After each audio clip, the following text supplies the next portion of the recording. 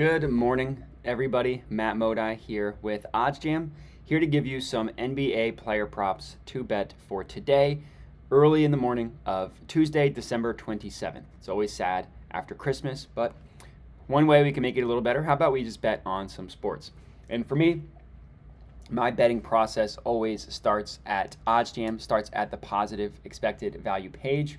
I have filtered specifically for the NBA, specifically for player props. And look at that, we have a bunch of NBA player props that have popped up on the positive expected value page. All of these bets, all of these player props have some sort of edge over the sportsbook that we are placing the bet with. That doesn't mean that we should just blindly take every single one. There's some additional research that I recommend doing into the plays themselves just to make sure that we're getting the best of the best. And I don't mean like, oh, look at his projections, look at his matchup, look at his trends. I don't mean any of that stuff. And I'll get into exactly what I mean when I say additional research. Doesn't really take that long. So we can just get right into it. So the first play, and this is a really, really good one. Russell Westbrook under 0.5 made threes. So this is at plus 148 at BetRivers. And a couple things to note here. Number one is this no vig odds column here. This, I also like to call it the OddsJam perfect line. These odds are pulled from the sharpest sports books in the world, the sports books that consistently do the best job at pricing odds. So OddsJam back-tested betting opportunities to make the determination of who's the sharpest, and then uses those sports books to set the market moving forward. So basically, like, which I think is really smart, it's basically like, okay, over the course of time, over a long period of time, and a large number of bets, these sports books were consistently the best at pricing odds. So we're going to use them to set the market moving forward and take advantage of sports books that have mispriced odds compared to the OddsJam perfect line, right? The sharpest sports books in the world say this bet should be priced at plus 143. We are getting it at plus 148 at BetRivers. That represents value. And the actual value, it's calculated right here in this percent, 2%. So this is your 2% of expected value. And then what you want to do, so all that math stuff, that doesn't really require any additional research. You can just look right into it. The additional research that I recommend doing for every single play, I literally don't do this, or I literally do this every single bet that I place. And I guess I should say the positive EV bet, it's bolded, has the rectangle, the little rectangle around it. Those are the positive EV bets. But look at where every other sportsbook prices it, right? If you just click into where it's shaded blue, when I highlight over it, it pulls up where every sportsbook prices odds for this play. And look at the BetRivers line compared to the rest of the sportsbooks. It's insane the difference between the BetRivers line and the rest of the sportsbooks. BetOnline, FanDuel have it at plus 128. That's a full 20 cents lower. And then PointsBet has it at plus 120. That is 28 cents lower. And we are getting it all the way up at plus 148 at BetRivers. So the goal here is to identify whether the bet that you are placing is an outlier to the rest of the sports books or not, right? Like if you're just thinking about it logically, if you don't know anything about sports, and you don't need to use OddsJam, you don't need to have that large of a bankroll, and you don't need to know anything about sports. If you're just thinking about this objectively, if one sportsbook is massively mispriced compared to the rest of the betting market, the most likely scenario is that one specific sportsbook is incorrect. And in this case, it's incorrect in our favor, right? If we bet $100 on FanDuel, we're profiting 128.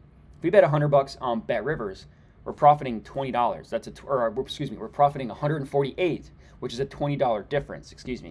Same exact bet. He's either going to go over or he's going to go under, but we're making an additional $20. So the payout's higher in our favor with this book being an outlier. So that's the additional research that you want to do. You just want to click into the plays and you want to use the sports books against each other. Basically like, hey, all these sports books have it priced one way. You have it priced the opposite way. In my favor, I'm making more money because of your mispriced line. That represents a profitable betting opportunity, and that represents something that you're going to want to hit, right? You're not going to win every single bet, unfortunately. That's just how sports betting goes. Last night, I was up just about $400.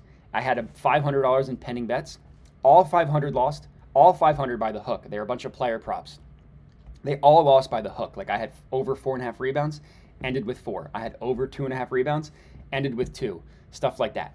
It sucks. It's very, very annoying when it happens. That's just the nature of sports betting, right? It's the reality, the unfortunate reality of variance with sports betting. You're going to have down days, weeks, months. Not a lot, but you will have them. But more often than not, you're going to be green. And the reason why is because they're just taking advantage of sports books like BetRivers that just has a mispriced line here.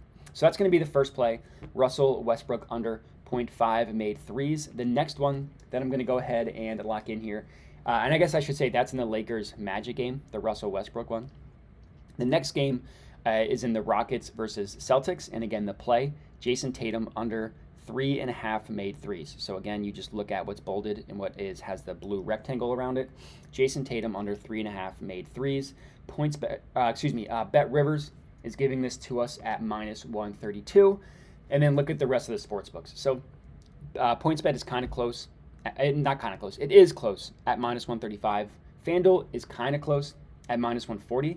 But then we see BetOnline -156. DraftKings -165. Caesars -169. BetOnline is a sharp sports book. So when you're looking at odds and you're looking for outliers, right? You want to see if it's an outlier or not.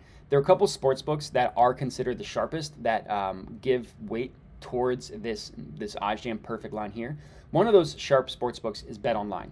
So you want to look for outliers to BetOnline, and they have this at -156. DraftKings is another one specifically for player props. Now they're not as sharp as BetOnline and as Pinnacle, which doesn't have odds up yet.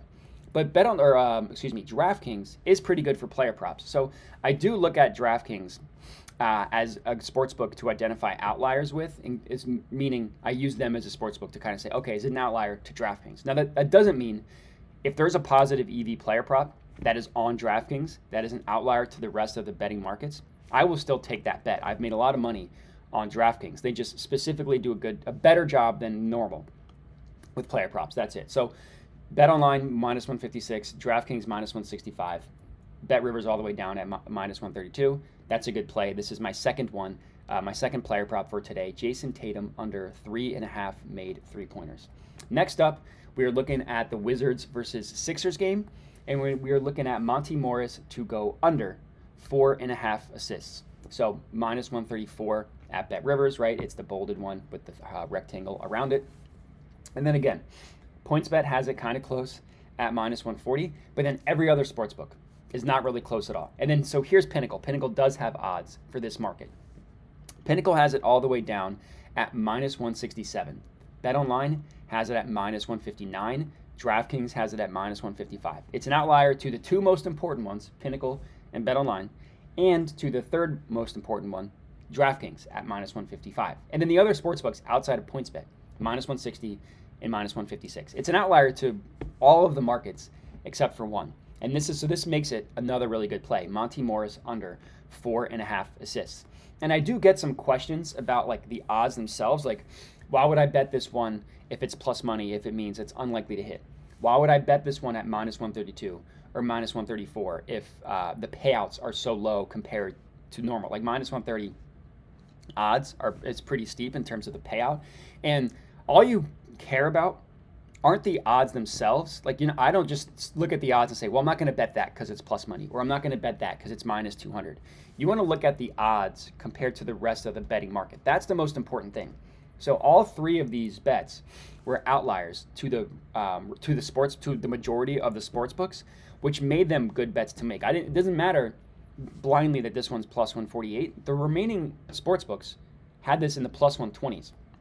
Same thing with here. Like, we got it at -132, which means you have to risk $132 to profit 100, or in this case, risk 134 to profit 100, which is pretty steep in terms of the lower payout. But the rest of the sports books had them in the -150s, -160s, stuff like that. So this -134 is still a really good play. You can still be profitable betting on odds, both ranging from +148 to -134, as long as they're outliers to the rest of the sports books. So that's the most important thing to look out for, is the odds that you're placing compared to the rest of the sports books, the rest of the betting markets. So that's going to be it for this video. 3 player props for you guys to lock in. If you do lock them in, comment and let me know what you think, or if you do tail, comment and let me know. Other than that, I would appreciate if you could like the video, subscribe to the OddsJam YouTube channel, all that good stuff. But that's it. So I appreciate you guys watching, and have a good one.